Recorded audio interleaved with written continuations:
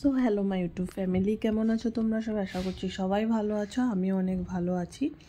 তো আজকের ভিডিওটা শুরুর থেকে তোমরা শেষ পর্যন্ত দেখবে, শেষটা অনেক বেশি সুন্দর। তো স্টার্ট করছি। দেখো ভিডিওটা, আজকে শুরুতে কতগুলোই মাছ দেখতে পেলে। তো বাড়িতে ছিল অনেকগুলো মাছ, ঠিক আছে, টুকরো মাছ এনেছিল, কেটে রাখা আছে, এগুলো ডিপ ফ্রিজে রেখেছিলাম। তারপর কই মাছ ছিল, তারপর আমার বর আরও মাছ নিয়ে এসেছে। এরপর তো ওর আর আমার একটু দণ্ড বাজবেই, কেন কি আমার এত ভালো লাগে না মাছ আনা, মানে বাড়িতে একটা লিমিটেড খেতে হয়। আর আমার হাজব্যান্ডের হচ্ছে মানে অতিরিক্ত মাছ আনে, এর জন্য মানে আমাদের খুব একটা তর্কাতর্কি, কথা কাটাকাটি, একটা ঝগড়া হয়েইছে।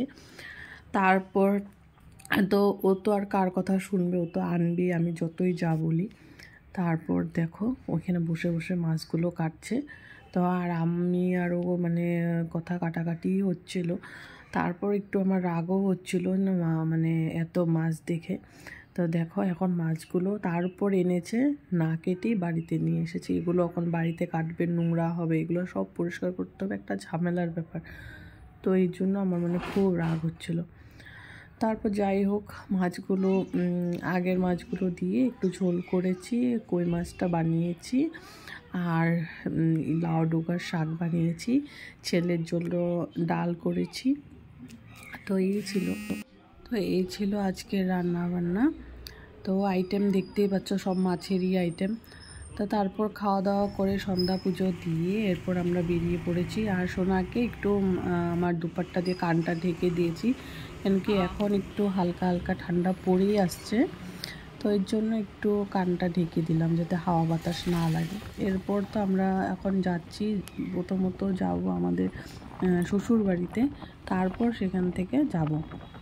তো সেখানে গেলাম, সেখান থেকে গিয়ে এরপর আমরা টোটোতে করে যাচ্ছি। তো আমরা যাচ্ছি কোথায় সেটা তোমরা দেখতেই পাবে।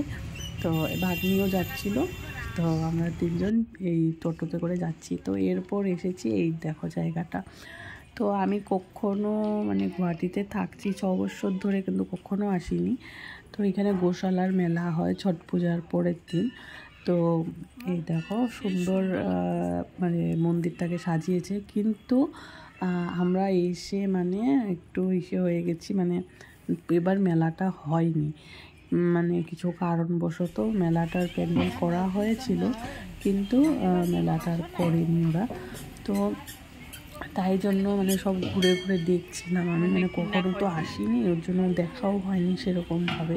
তো এখানে মন্দির রয়েছে, অনেকগুলো মন্দির হয়েছে, তো সুন্দর দেখছি মন্দিরগুলো। আর এই দেখো গরুগুলো এত ভালো লেগেছে। তারপর তো এখানে নাকি ঘাস থাকে, তো ঘাস খাওয়ানো যায়। এবার তো যেহেতু কোনো কিছু পালন করা হয়নি, না ঘাসও রাখেনি।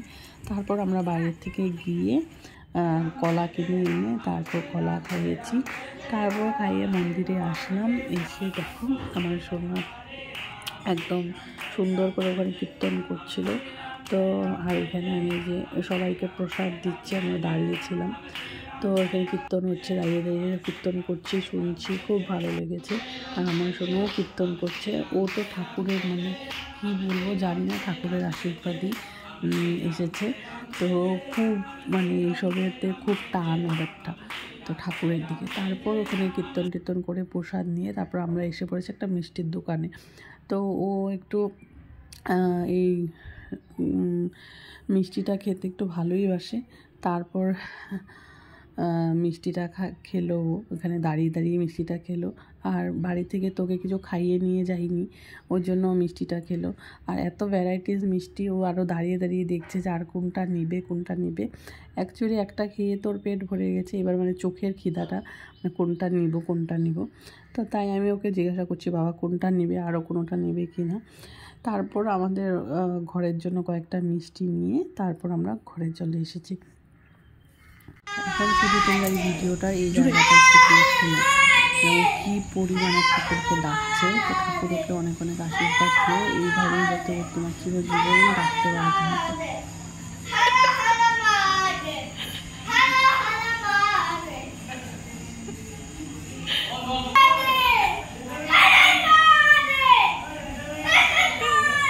হ্যাঁ আবার করো আবার করো।